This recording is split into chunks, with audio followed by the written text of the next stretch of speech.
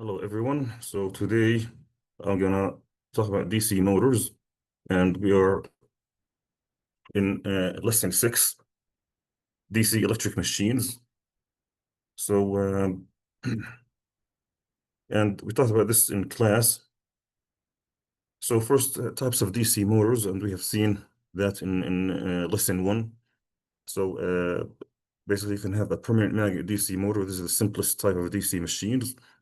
If uh, if you have a winding in the rotor and the winding in the stator, and they're connected in parallel, then it's a shunt DC motor. If they are powered from different power supplies, it's called separately excited DC motor. And if the two windings are connected in series, it's called a series DC motor. If you have both a series winding and a shunt winding, there's a parallel winding, then it's a compounded DC motor. And we have talked about the principles of operation of electric machines. So basically, there are three principles of operation. The first method of operation of electric machines is to have basically having stationary magnetic field in the stator and an alternating magnetic field in the rotor. And this is the method that is used in all DC motors. Okay.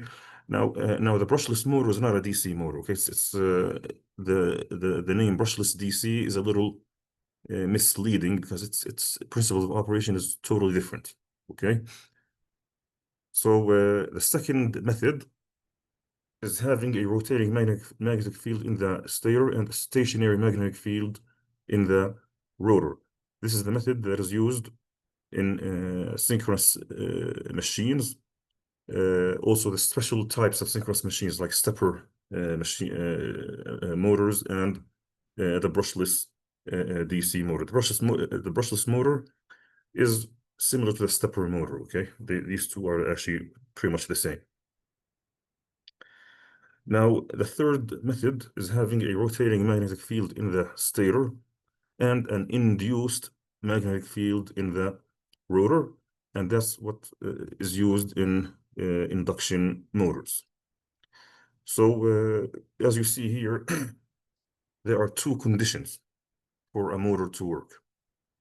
Okay, the first condition, you must have magnetic fields in both the stator and the rotor. Okay, can be changing with time. Okay, whether it's rotating or alternating. Okay, one of them must be changing with time. All right, so let's look at the operation of DC machines. So as you see here, we have two magnets. Okay, this here is the stator, and this here is the rotor. Okay. Now we said for DC machines, the stationary part is going to be, the stationary magnetic field is going to be in the stator. Okay, so this here can be a permanent magnet. Okay, the north and the south. That means you must have an alternating magnetic field in the rotor. Let's see how this works. So as you see here, we have, if you look at this situation here, we have north and south and south. Obviously, what's going to happen is going to repel, right? So the north wants to go to the south here. The south wants to go to the north there to reach a stable point. And that's what's going to happen. So it's going to rotate, as you see. And now it reaches this stable position. So now to keep it running, you need to switch the polarity of this magnet here. Okay, the magnet in the rotor must switch polarity. So basically, that's what's going to happen. It's going to now reverse. So the south becomes north, the north becomes south. And as you see in this case, again, what's going to happen? It's gonna want to go to a stable position where the south goes to the north goes to the south, and it's gonna keep rotating. And it will keep repeating that. Okay, it's gonna keep repeating this cycle. But now the question is, how does the magnet alternate? How's the magnetic field in the rotor alternating? Now, to answer that question, obviously you must have a an electromagnet. So in other words, you need to have windings. Okay, you must have a winding in the rotor. Now that winding must be connected to an outer circuit through the brushes. Okay, these brushes. So this is the winding. These that you see here are the commutation segments. So these the gray half rings. These are the commutation segments. These are the green parts are the brushes. Okay. So what happens is that each brush is gonna be in contact with one commutation segment every half cycle. Okay, so every half cycle is gonna change segment. Okay, so and that's how it keeps how this is how it makes the magnetic field in the rotor alternate. So these are the brushes, and these are the commutators or commutation segments. And what happens is that this is how, so you have here the brushes are connected to a DC electric supply, okay? And that's how you basically get electrical field, electrical current that generates a magnetic field in the rotor. And so what happens is that as it rotates, the brushes are going to be in contact with one commutation segment every half cycle. And every time the brush leaves a commutator segment, the magnetic field collapses. Okay, what happens when it collapses? You can see that in electrical circuits. Basically, there's going to be uh, a very high, basically a spark will be generated to prevent the magnetic field from collapsing suddenly. Okay, from sudden collapses. So this is basically how the DC machines work. So we have seen basically that there is basically a winding in the rotor. The rotor for DC machines is called the armature, okay? Because it's basically the side that generates the power for you, okay? The majority of the current goes to the armature, which is the rotor in this case. So now let's look at here. So the brushes for DC machines have to be large. They are a lot larger than the brushes for synchronous machines, for example, okay? For three reasons. Number one, because the current that they have to handle is much higher in DC machines. Okay, again, so the armature is the rotor for DC machines. So in other words, the current is much higher. Now, typically speaking, roughly the ratio between the field and the armature currents is going to be 1 to 10. Okay, so if you have, for example, 30 amps in the armature, then you're going to have about 3 amps in the field. So that's the first thing. The second reason why you must have large brushes is, of course, the friction. The friction basically causes a lot of heating. Okay, so we have heating coming from the friction. We have heating coming from the large current the brushes have to handle in DC machines. And thirdly, because we have commutation segments, there's a magnetic field that builds and collapses. There are sparks, okay? There's going to be voltage spikes being generated. And for these three reasons, there's going to be a lot of heating generated. And the brushes basically are going to have to be replaced a lot more often than for synchronous machines, okay? So the field winding, this is when you have, for example, a shunt DC or series DC motor, then it's better to have an electromagnet rather than a permanent magnet in the stator. Okay, in DC machines, this is the winding in the stator. So if you can have permanent magnet or you can have an electromagnet, like I said. If you have an electromagnet, then you have windings that are called field windings in the stator. The armature windings, again, is the winding that is in the rotor for DC machines. Okay, the armature basically refers to the side that generates the power for you. Okay, in DC machines is going to be the rotor. In AC machines, it's going to be the stator. Okay, then there are commutation segments. So these are the commutator segments or commutation segments. These are the basically this is how you allow the magnetic field to like we saw to alternate in the rotor. Okay, the method to convert the DC current to an alternating current in the rotor of the DC motor is called commutation. They are connected to the rotor windings and stay in contact with the brushes. So this is, as you see, this is a DC motor. These are the rotor windings or armature windings, and here we have the commutator segments. Now, construction of DC machines. So there are brushes, like we saw. These basically are made of carbon, and they are pushed against a spring so that they stay in contact continuously with the commutators. Okay, and this is basically how you get electrical power into the rotor winding. Inner pole windings. These are a third set of windings that are mounted on the stator and connected in series with the rotor to reduce the sparking. So remember, we said for DC machines, they suffer from sparking. Okay, sparking, which causes heating in addition to the high current, in addition to the friction. If the armature and field windings are connected in series, then the machine is called a DC series machine. If they are connected in parallel, then it's called a shunt DC machine. If you have both a shunt and series, then this is a compounded DC machine. Now, these are basically what you see here in the figure. So in A, we have a shunt DC motor. In B, we have a series DC motor. And in C, we have the compounded DC motor.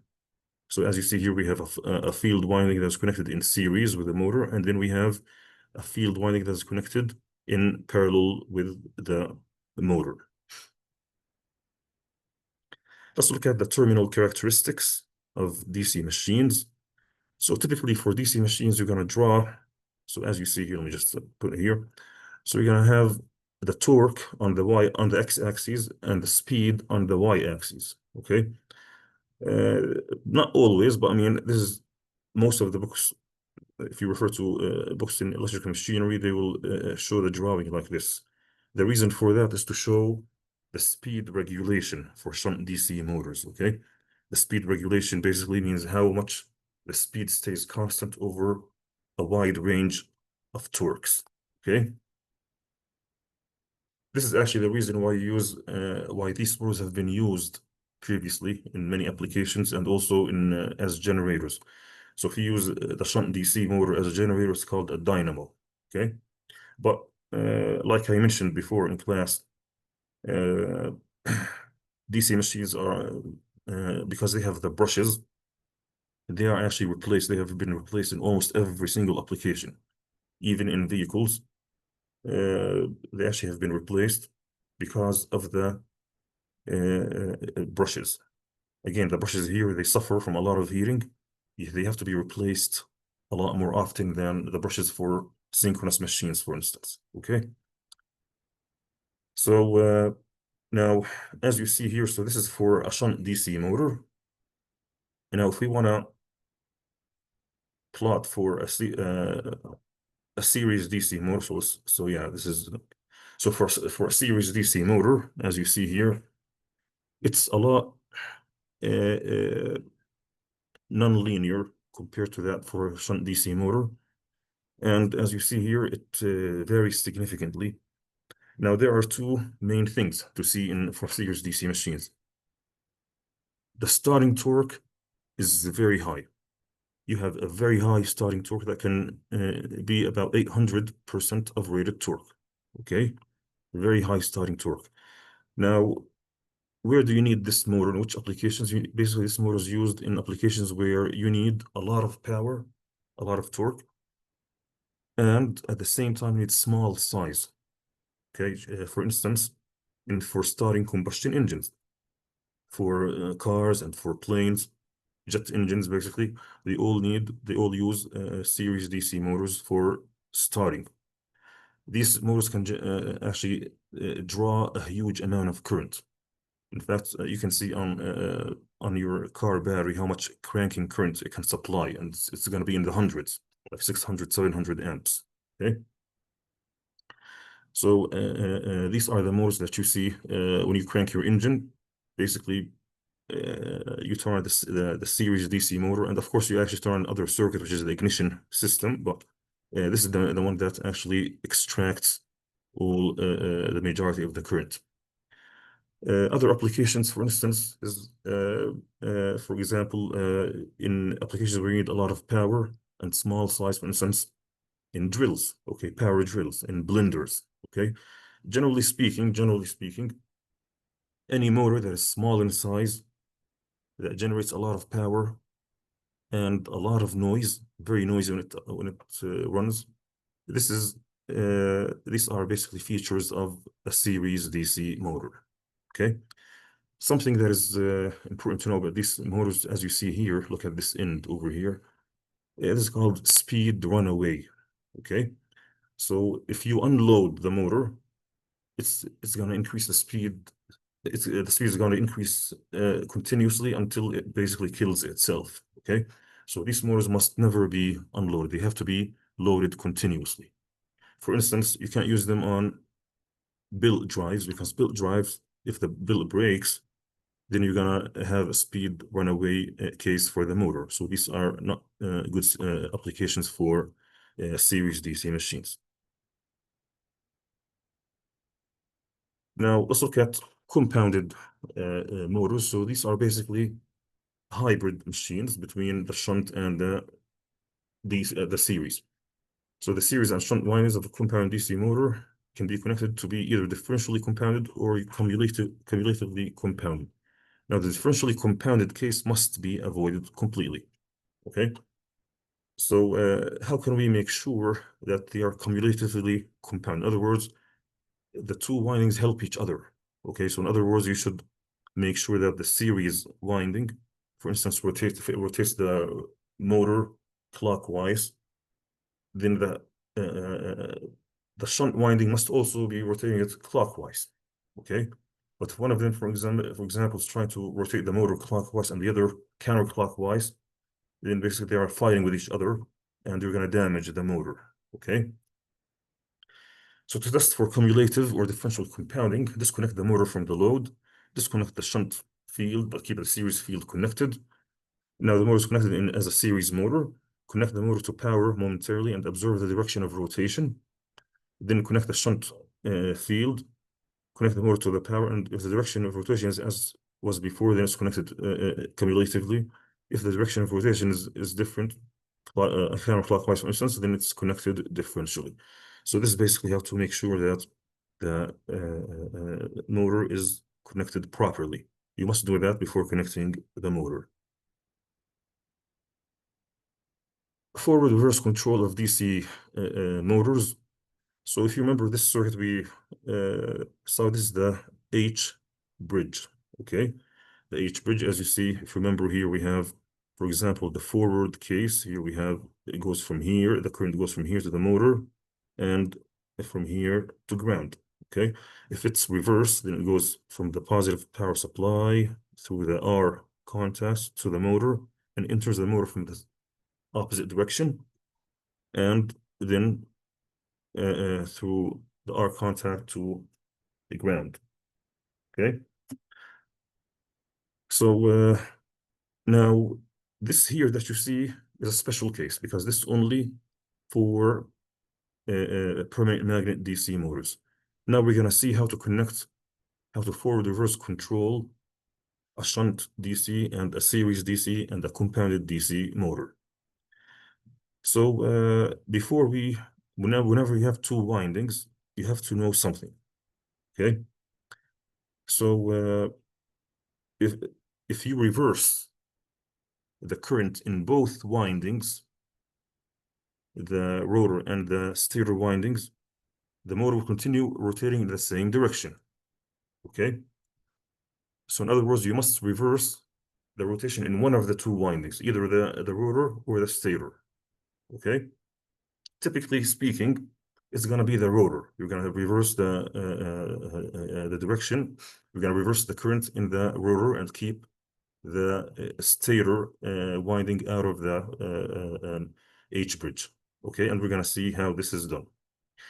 So here, if we have, for example, in this case here, this is so A1, A2, these are the rotor winding terminals. S1, S2 are for the stereo winding terminals.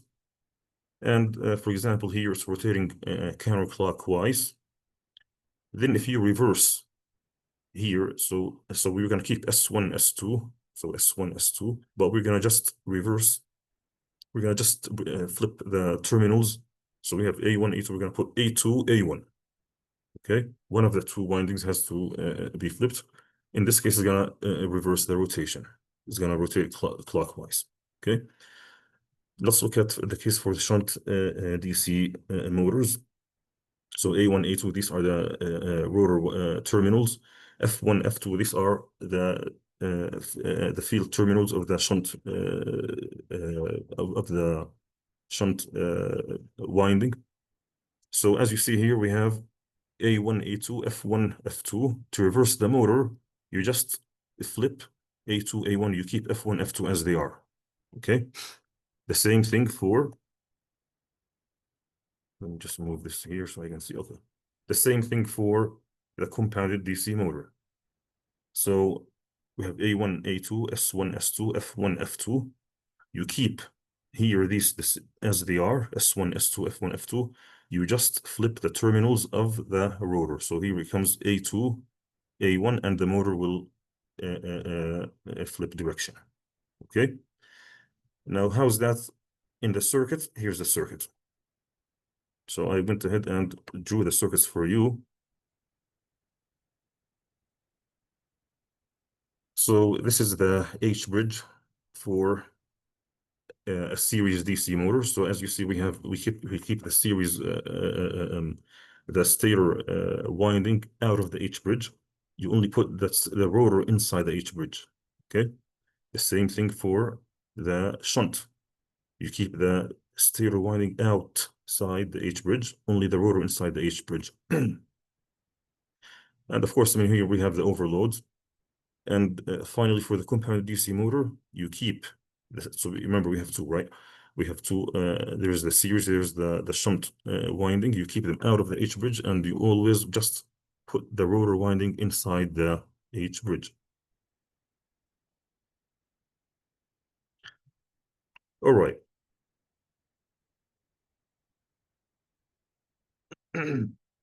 Speed control of DC machines. There are three methods to control the speed of a DC motor. Now, obviously, if I ask you, how can you control the speed of a motor, of a DC motor? The easiest way is simply to insert a potentiometer, right? A rheostat, insert basically a resistance in series with it. That will control the speed, okay? So let's look at the methods of speed control. The first method is changing the armature voltage. Okay, this is the most common method. The armature voltage must be changed without changing the voltage applied to the field. That's why there's separately excited. Remember, there's a separately excited DC motor. It's basically for easier speed control. Okay, so here you can, but however, this is not something that is simple to do, because in this case you have to have two different power supplies. Okay, so there are also other methods. Changing the armature resistance. In other words, you insert a resistance in series with the armature winding. Okay, this method, you should actually avoid it as possible.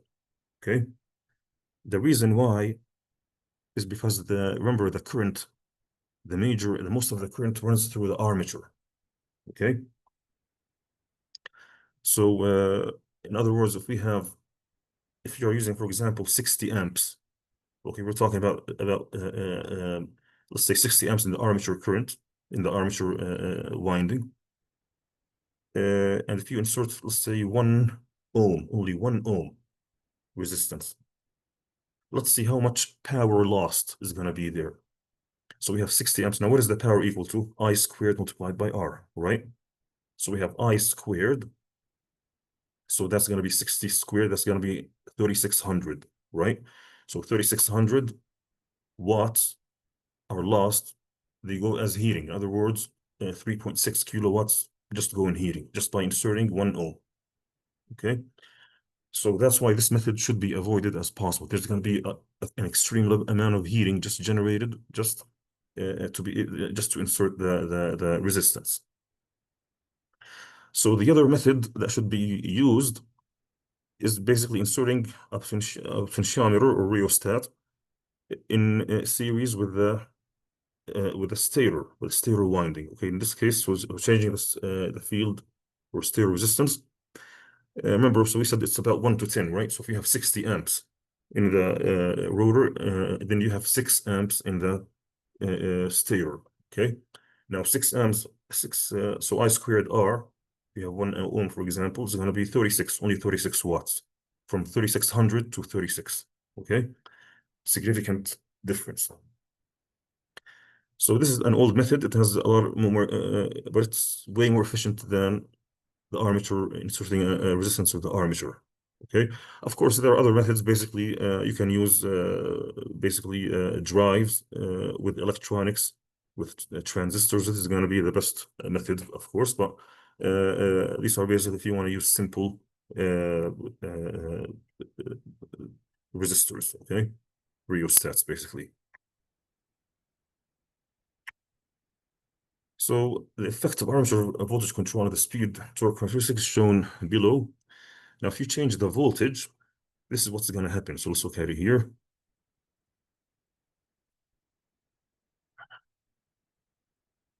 And if you change, oh, so the effect of armature resistance control results in a change in the slope, such that the slope becomes steeper as the resistance increases.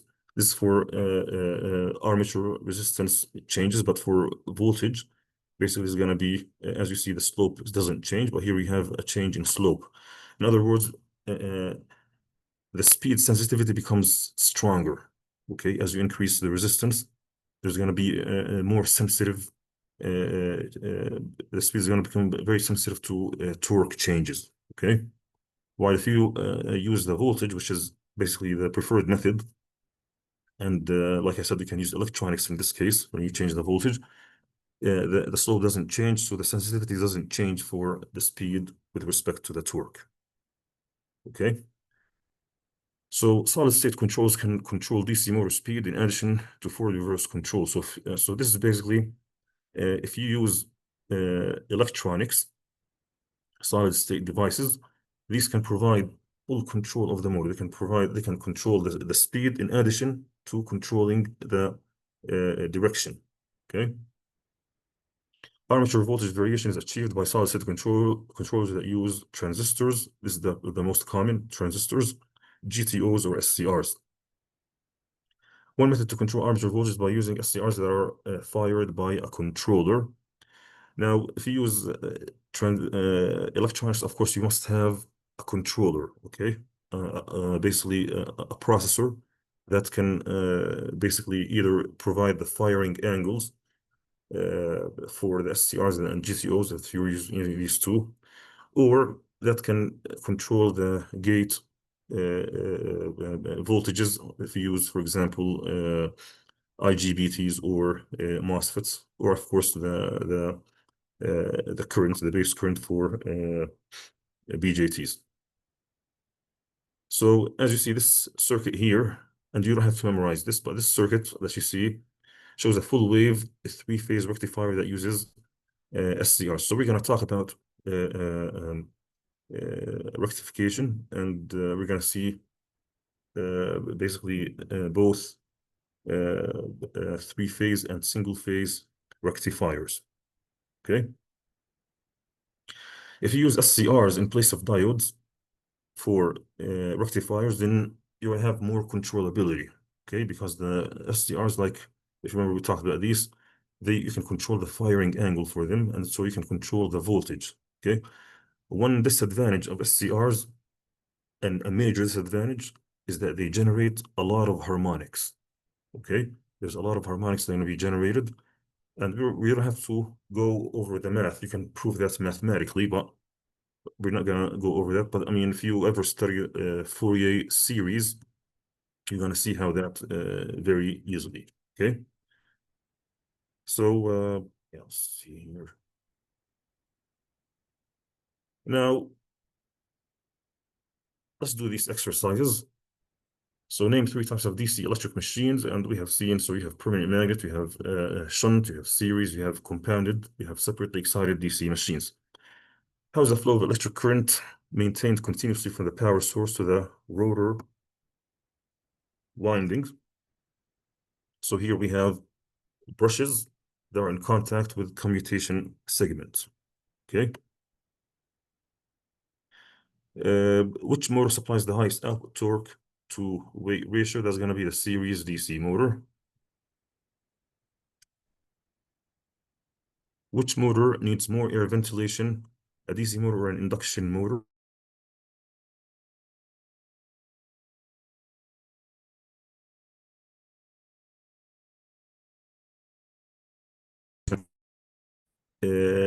Heating, okay? That comes from three sources, if you remember. The first source is because they carry pretty much the power current runs through the brushes, okay, not the field current, okay? The armature current runs through the brushes. Number two, because of the mechanical friction. And number three, because of the voltage spikes, the sparks that take place due to the collapse of the magnetic field when they change commutator segments. Okay, so for that reason, these motors must be ventilated properly. And in addition to that, the brushes must be changed periodically. In an environment that contains explosive gases, such as in mines, which motors do you recommend using? Of course, you should use hydraulic motors, but if you don't have hydraulic motors, then you have to choose motors that do not have brushes, okay? Particularly, you should avoid DC machines because there is sparking. So here, of these choices that you see here, we can choose, for example, all these motors will have brushes. The universal motor is a series DC motor, but basically it has basically the core basically is laminated to reduce the eddy currents. Okay, but it's actually it's called a series AC motor. Actually, another name for the universal motor. Okay, so all of these have brushes except for the induction motor. So you have to use an induction motor for this application. Which mode is recommended for artificial heart applications? Of course, again, we are talking about something that does not use brushes. Typically speaking, generally speaking, almost in all applications, uh, these brushed motors are being replaced. Okay, in almost all applications, you'll notice that DC machines that use brushes are being replaced. So here in this case, is going to be, of course, a brushless motor. Now, the brushless motor, again, sometimes it's called brushless DC, and this name is misleading. The only reason it's called brushless DC because it has a computer chip mounted on it. You give it DC power, the computer will take care of changing that DC power to pulses. Okay, and that's the only reason why it's called DC, but it's not DC. Okay, it's so the word DC is misleading, and I prefer to use just the word brushless motor. Okay. What type of machines is used as an electric generator to charge battery? So previously, dynamos were used. Okay, dynamos are DC machines.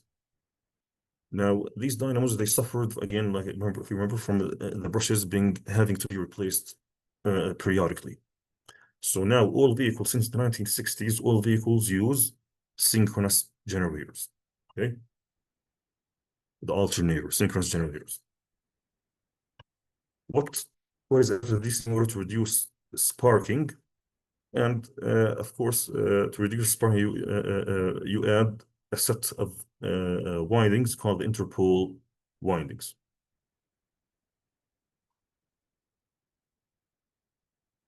Okay.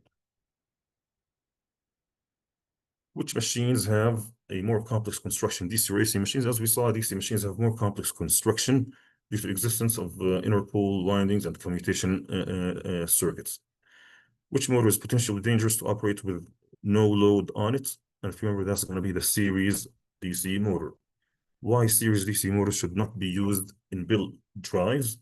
Like we saw, because it's gonna because of the built brakes, you're gonna have a speed runaway, a motor runaway, and which will kill the motor. Which type of motors can operate on both AC and DC? These are the universal motors, also called the series AC motors. Okay.